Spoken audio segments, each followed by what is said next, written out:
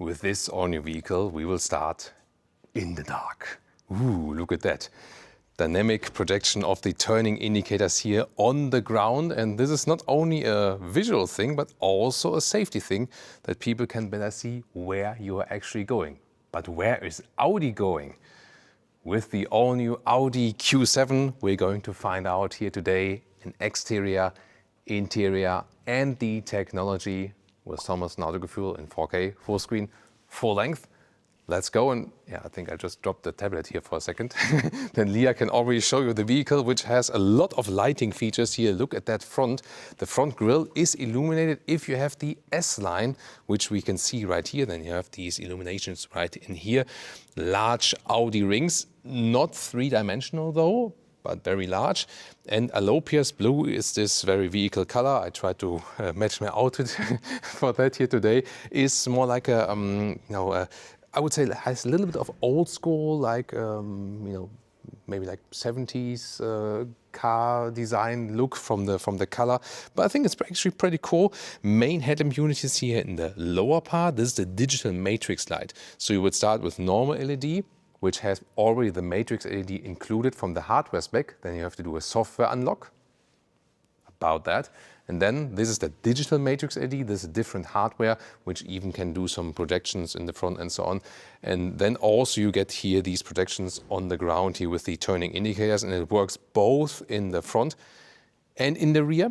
In the rear, you need the additional option of OLED. Yeah, you see where this is going. It's a lot of options, definitely. Here in the side profile, these are 22-inch wheels. You can go from 20 to 23-inch.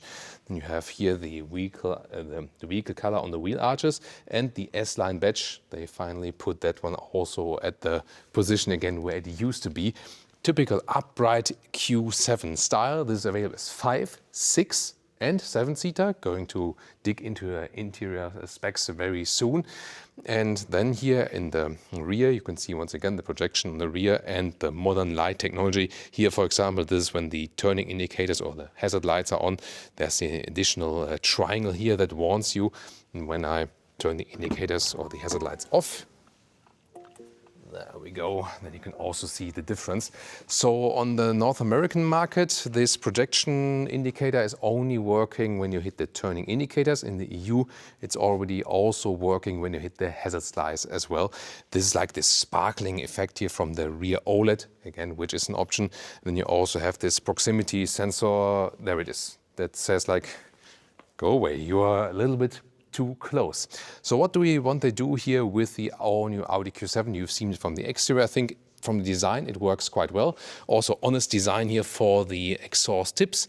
This is no fake exhaust at all. These are gone at Audi again. Illuminated rings here. And they are always a little bit longer with this Q7 in comparison to the competitors, which are the, for example, BMW X5 and the Mercedes GLE. From the current generations, of course, with the X5, there's soon a new generation coming up. But here at this moment, the length here is 5 meters and 199 inches. And that's 12 and 14 centimeters or 5 and 6 inches longer than BMW X5 and the Mercedes GLE, because the Q7 always had this somewhat 7-seater focus or option, and they are a little bit longer than in that respect. One more thing about the suspension. Standard for the Q7 is a normal steel suspension. Audi promises it's supposed to be more comfortable than before. And optional, also equipped with this vehicle, is the air suspension. That is available in the normal, comfortable setup, but also in a sports air suspension setup if you want a little bit stiffer ride. Of course, the riding also adapts with the speed and also with the driving mode you select. And also available optionally is the rear exit steering. Then the rear wheels can turn up to 5 degrees in the opposite direction than the front wheels. Really helpful, especially for a tight basement garage and so on. And by the way, just to tell you a secret, this was really, really funny. Just a couple of weeks ago, we were at the very same location, the very same place, and even the very same studio, and filmed the BMW competitor of this vehicle here. This will also soon to come. Super exciting. Then we also have automatic doors. We're soon going to take you on a tour on the interior. The automatic doors, also an optional feature. You don't have to go for those. On the one hand, they can be a little bit annoying at times. On the other hand, they have practical advantages like you're dropping kids off at school or you're picking them up from school. And then you just, sit there at steering wheel, open the door from the inside, like on the pavement side, and then your kids can go in. This would be one example where automatic doors might be helpful. In other cases, they are maybe a little bit annoying. And then here, under the hood, there we go. What do we have for the powertrains? You can ignore these cables here. This is that the car is powered in the studio with all the light features and so on. This of course won't be the same thing for the customer. It's all about here the 3-liter V6, both as diesel and as the petrol. This here the 3-liter V6 diesel, 250 or the 300 horsepower, depending on the market spec, or in most markets both will be available. And then there will be the 3-liter V6 petrol, either as pure combustion engine or then as plug-in hybrid. This will be very important also for the European market. So in this large SUV category in Europe, it's more diesel or plug-in hybrid. In North America, it's more than the pure petrol engine. In Europe, they will also get here for the diesel and the pure petrol, the MHEV Plus system. That's the mild hybrid plus system. That means you have like a little bit larger battery, which comes closer to an inbuilt hybrid style, but is maybe on the edge of that. You get additional boost, but also more recuperation. And then we can also later expect an SQ7 V8, 4-liter V8 bi-turbo, and then you also get acceleration figures under 4 seconds. But this one here with the 3-liter 6-cylinder, and you can also once again see here when the indicators are not on, you have this somehow crystalline effect in the daytime running light here in the top part. So I think it looks a little bit also like a, let's say, grown-up, larger Audi Q3 goes also in this design language. But I think from the exterior it works very well. Tell me in the comments if you share this or not. Then towards the interior, we'll also take a look here at these electric doors. I like that they still have the classic door handles. Why not? Everyone knows how to use them. Firefighters do as well. So I think it's always the safest solution. And they're also then ready for the Chinese market, where this vehicle will also appear, and there, for example, also will offer an entry-level 2-liter 4-cylinder because of taxation issues and so on. And then here, I can also open everything here with the electric doors. If I step away, the sensors also won't block it. Let's see if it goes a little bit further. Yeah. So here that you can properly access the vehicle. I think the color combination is actually quite beautiful when you have the blue on the exterior, and then you have this matte wood here on the outside. That's actually pretty cool. To close them again, yeah, you either can push them like this, then you also have the soft close, but there are always several possibilities. So you can pull the, there we go, this is about the sensors. You can pull these door handles. This is also possible from the exterior. Or you can have to wait for the soft close again. This was sometimes a little bit, slow than just pushing the doors. And then here you can press the button from the inside, and then they're also closing. And I can soon show that to you. When you're on the driver's side, you can also just hit the brake pedal and then it closes. Then inside of the door here, so the top part here is also covered then. And I really love this matte wood styling, especially to the blue contrast. Bang & Olufsen sound system, 22 speakers, optional with 4D sound, so to speak, vibration in the seats, but that's an option. Classic window control, very good quality. Here is some galvanization on the top. Side mirror control, everything, easy to control. Inside of the doors is not covered here, just a rubber pad in the lower part. Memory seating right here. Then we have bright interior styling. I think color-wise it also fits very well. The steering wheel, what they brought back here is that you not have everything with capacitive buttons, but here have a scroll wheel, for example, for the instruments. And here there's a scroll wheel for the volume, for example. And at least you have the illumination and you get somewhat a feedback from this one button for everything. So this is not an S-Line interior, so you can have S-Line exterior, but not S-Line interior. You can mix that around a little bit. Also covered here on the top dashboard, and then they have some fabric use right there, together with more matte wood. You can also get carbon fiber or like aluminum style, but they try to reduce the amount of high gloss black. That's good. They listen to the customer feedback there. What they have not achieved yet is eradicate these large bezels.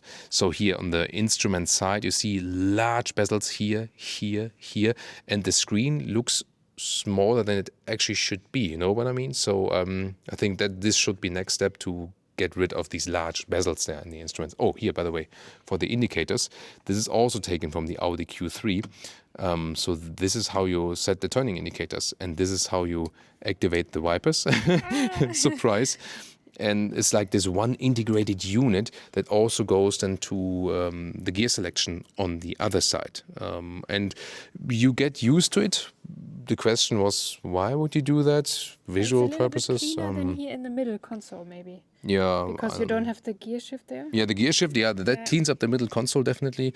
But here on the turning indicator side, I tested it in the Audi Q3, and it's a little bit close to the steering wheel, so I honestly found it easier when the stalk column is a little bit further away, so to speak. Then the seats, you get 3 different seat forms. You have a base seat, you have a sports seat with more continuation on the side, and this is the Sport Seat Plus, which has this integrated head restraint look, but it's still available here to change the head restraint in height. And this one also gets some illumination, so we've also done some pickup shots for you there. And this one also has integrated speakers if you go for the optional sound system.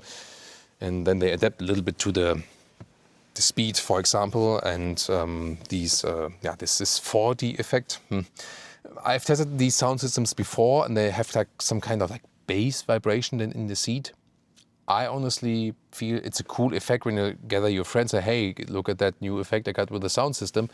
But then after a while, it gets a little bit annoying. So I would probably go for the B&O sound system, yes, but probably not with the 4D sound.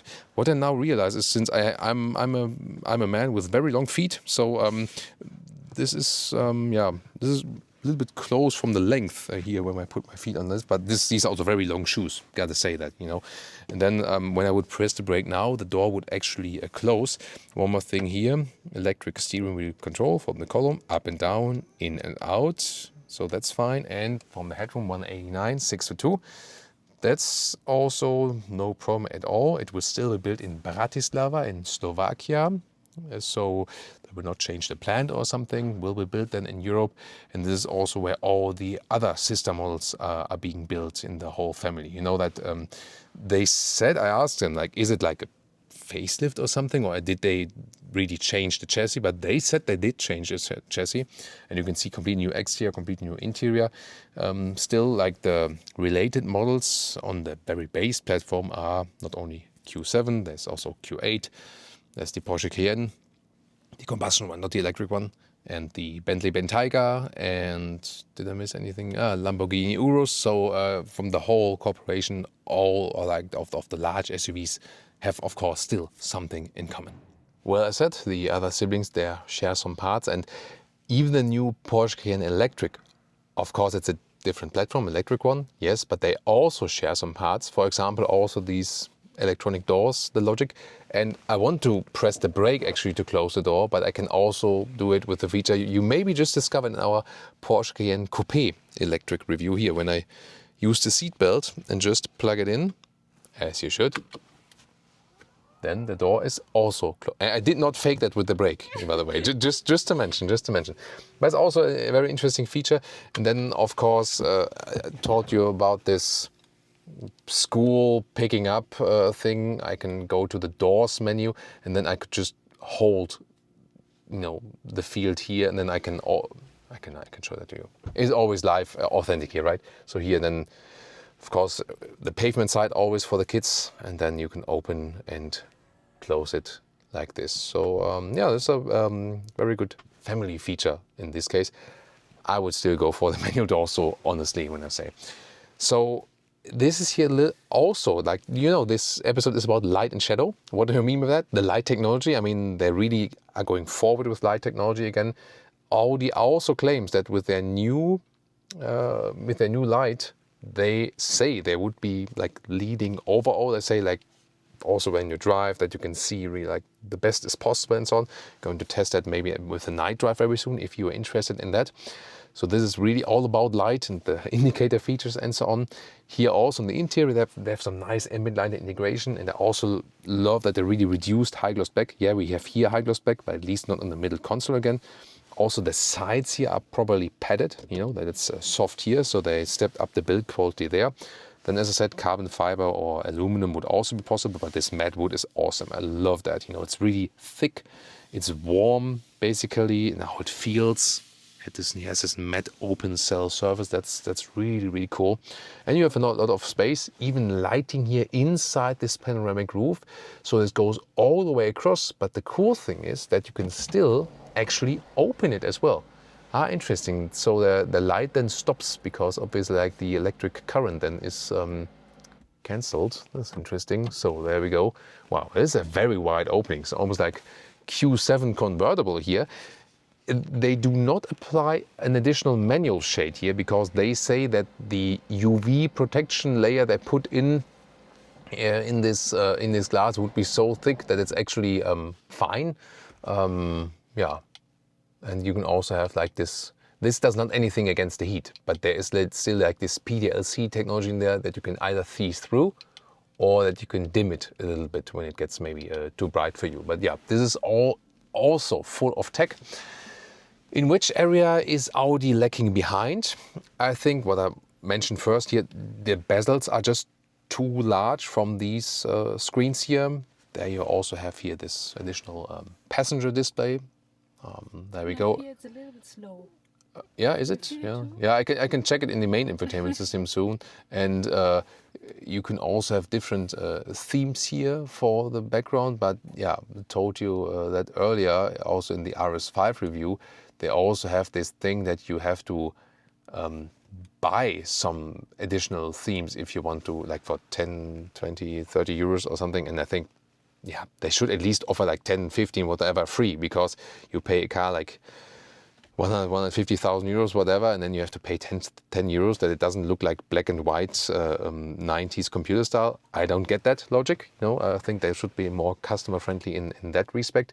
So still too much high gloss black around the screens and everything. Not everyone likes that. Also how you control, for example, the climate unit could be easier done. It's a little bit far away from the steering and so on, but here, at least in this iteration, there's more space here. So in some of the other new models like Q6, A5 and so on, this is even closer, that you cannot really reach it with your fingers. But this is here now, like where it's here and where this is placed lower, it's a little bit better to reach, but not ideal. And we also have to talk about the seat surfaces, because every volume manufacturer, meanwhile, also offers animal-free solutions. And I know for some it's more important, for some it's less important. For me personally, it's very important because I grew up with animals. They have always been friends and family to me. That's why animals are super important to me, and that's why I also want to have an animal-free car. You know, and every manufacturer is offering that meanwhile. Like literally every manufacturer except Audi.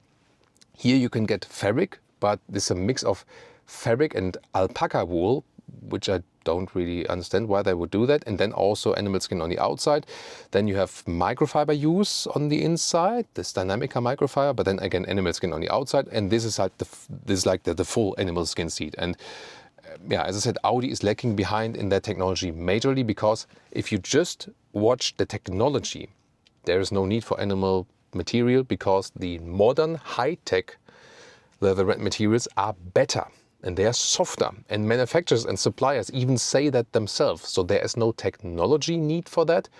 It's just purely based on, we've done that the last 40 years and that's it, you know. And Audi is really, really lacking behind there. And I cannot understand what is the problem to offer an animal-free solution to the manufacturers. Every other manufacturer does that except Audi. Rant over. Thank you. Now here to the glove box. This one is sliding down in a slow way. And then once again, beautiful matte wood used right here. So overall, the styling of the interior is, I think, pretty cool. Would like to know what you guys think about it. By the way, you also saw the ambient lighting there in the front. The span goes all the way around there and also shows the turning signal here. Not in yellow. Why? I mean, it's sometimes a little bit confusing, but the turning signals on the outside are yellow, but on the inside this arrow is always green. That's why they also make this turning signal green there in the front. So yeah, very interesting what they've done here with the front interior. Of course, it will be even more critical what's going on in the rear. And since I can, since I'm a true gentleman, of course, to Leah, here I can open the door for her. There we go. And then she can also check out the rear seats for us. So, and we have a lot of controls there as well. So it takes a while to do that with the automatic doors. So first of all, I can sit behind myself. There we go. This is also still sufficient legroom. There are a lot of USB-C chargers here, by the way. And if quick USB-C charging is, bless you, Leah, yeah, sometimes a little bit dusty in the studios here. You have USB-C chargers in the front too, also inductive charging pads. Then you have USB-C chargers here in the back part of the seat. And then you have USB-C chargers here in the lower part. And the logic is not, it's so complicated, I honestly have to read that out to you. Because the USB-C ports in the first row are 15 watt or optional 60 watt. In the second row, in the seat, here always 45 watt. And in the middle console, 15 watt or optional 100 watt. And in the third row, 45 watt. Welcome to Audi. It's the same with the lights, where when the lights is base LED, optional software unlock to matrix LED, optional digital matrix LED, optional rear OLED, and optional advanced turning signal, because in the front it's built with the digital light, but in the rear you only have the projectors when you have the OLEDs in the rear as well. And then this is all something. So at least in some markets they make it a little bit easier with like packaging and so on.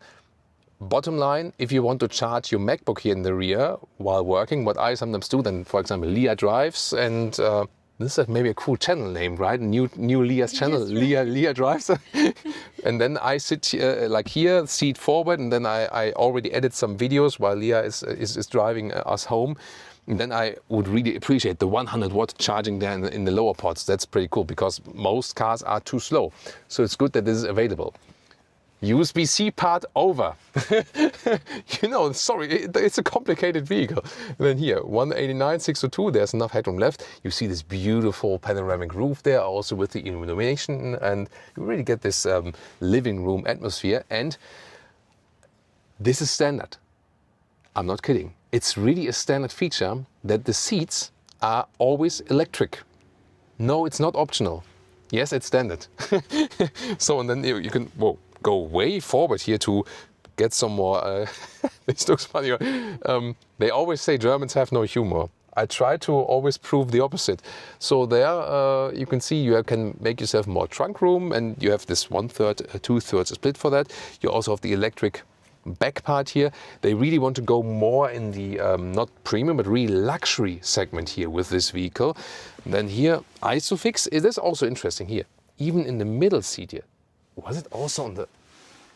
Yes. So 1, 2, 3, 4 ISOFIX. Let's see if we have more in the third seating row. I don't think so, but we'll see about that. But this would even work for my brother, I have 3 little nieces, this would even work for him then, for my brother. And then here, cup holders, also here with adaptive design. And this one can also be manually turned as a ski hatch, also possible. But there's even more to come. First of all, one more quick look here at the rear console. We know that for, more like 10, 15 years here was the same takeover from the second generation. Top tether also available. So this is like a child seat machine here. And now we have a lot of buttons here. And you don't understand immediately what is which button. So we can start actually with this button here, because this button is moving then this seat a little bit forward. And then here the second row goes forward.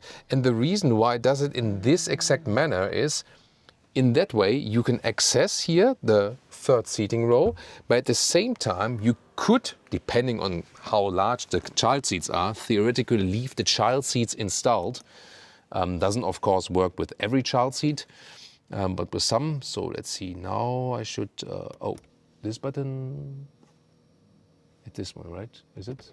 Yeah, that was I was searching for. So this is now like the access to the third seating row. And then these buttons here in the lower part, they have also multiple functions. So for example, when I press them, then these seats here in the third seating row, they go up. So everything electric also in that. Oh, wait a minute. There's even ISOFIX here in the third seating row. So that makes it, do I know a car which has 1, 2, 3, 4, 5, 6. So 6 ISOFIX points in this vehicle. This is amazing, really. Yeah, that's pretty cool. And of course, I can also move these seats back here. Yes, that works like that. Yeah, and I think Leah has to hit one of these buttons then there for the other seating row. But she has one light in the one hand and the camera in the other hand. Sorry about that. So then this one. So now then we're going back. Yeah, and then we can already fold the seats from here. That's also possible. And that's the same button, only that you pull the button. So the button that you push and puts up. Oh wait, now it goes the third row down. I have noticed that this would be a good opportunity for a theme. Should I activate the animating mode for you now? So the car just said that this would be a good opportunity to show me a theme in the vehicle. Yeah, why not? Not sure where she got that idea from. This question is intended for the driver. Should I activate animating mode? Should she animate animating mode? I don't think so. What I want to show. This question is intended for the driver. Should I activate animating mode? This is, by the way, the thing about the voice assistant of modern vehicles. That's always the thing. Here, you can show that better now. So I pulled the button twice, and then I can fold down both seats. You know, so like the third row and the second row. And when I pull the button again, then let's see what happens. First the second row is going up, and then when I push it. So when I push it again. And yeah, it's all behind this seating row algorithm that when like the seat goes forward and backward again, and when I push it again, then here this one goes forward. So in order that the third row can go up again. Second part over, but third row is of course still coming because I want to know like how much space is there actually. So what we can try is, because the question is always, is it for tall adults? Here. When I go forward, like let's say with the bench like this, I could still sit here, like this maybe. Okay. And the question is, if I go then in on the other side, can I sit on the third row? Then this button? No, this. So I really try to learn it, but you're always. That's right. Oh, that might get close. I think maybe Leah has to come around that she can actually show that. But I guess that's more like for children use case, is it? Or? Yeah.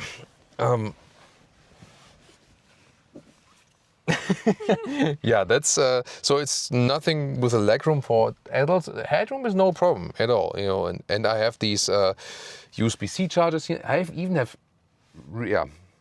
Thanks for. This is the part where you can have fun at my expense. At least Leah has fun at my expense. You are invited to do so as well. Yeah, appreciated it. Does anyone remember how much watt the rear? The third row USB-C takes. Leah, do you remember? No.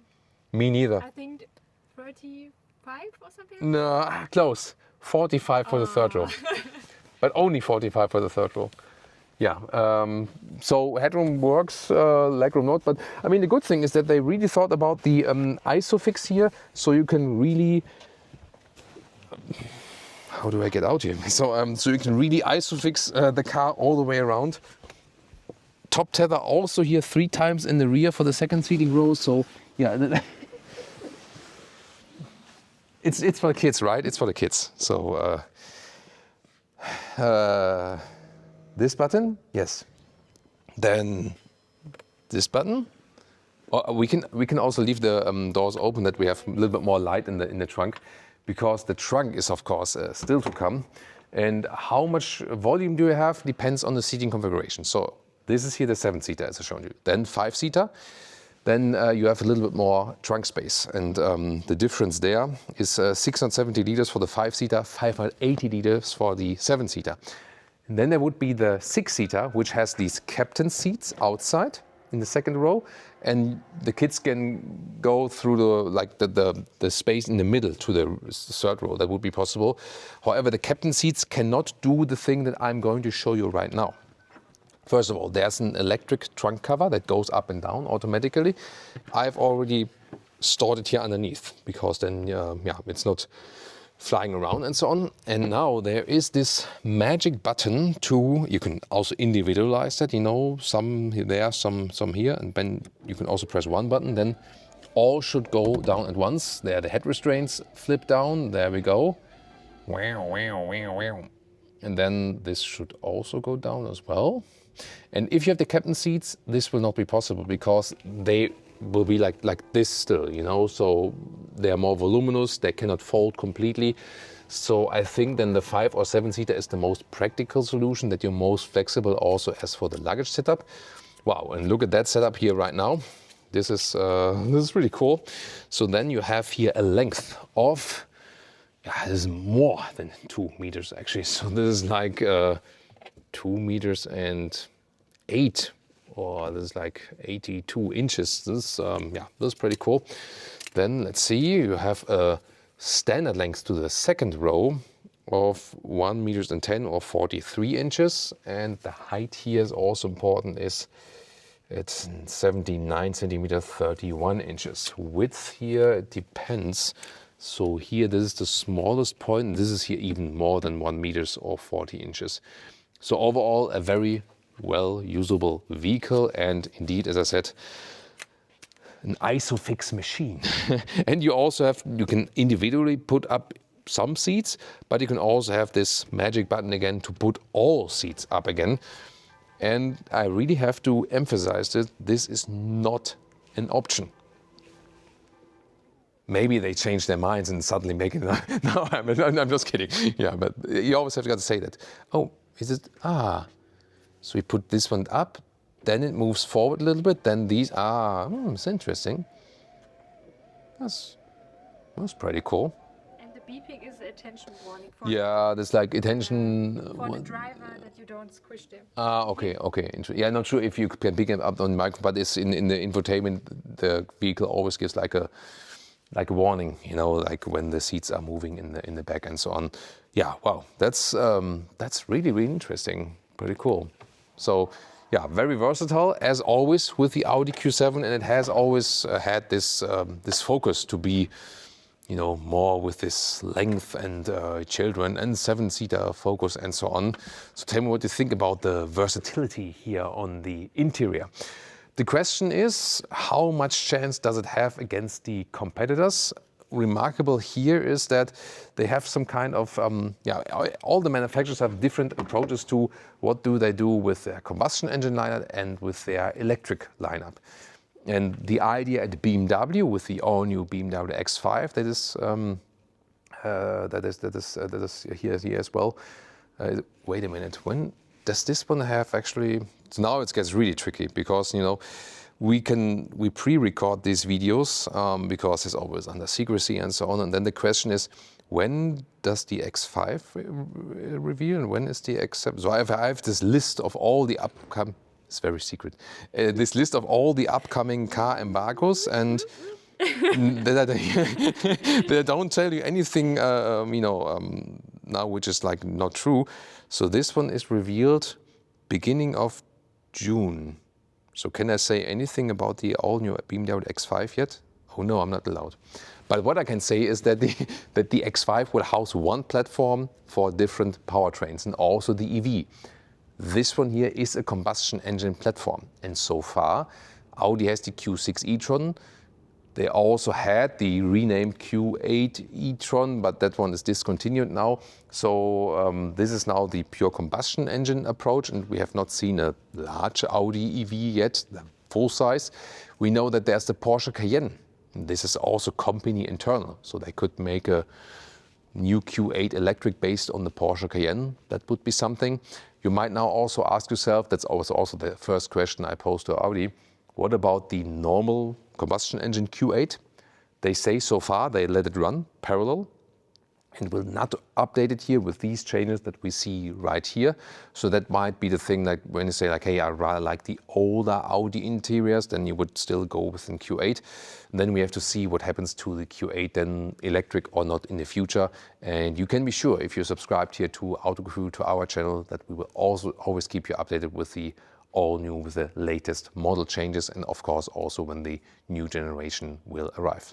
So tell me now what you think about the all new Audi Q7. And you might have seen already maybe some spy shots or so on. I already have, and there will also be a bigger brother of the Audi Q7 coming up very soon. And we will also keep you updated with that. And now it's time to check out the competitors of the Q7.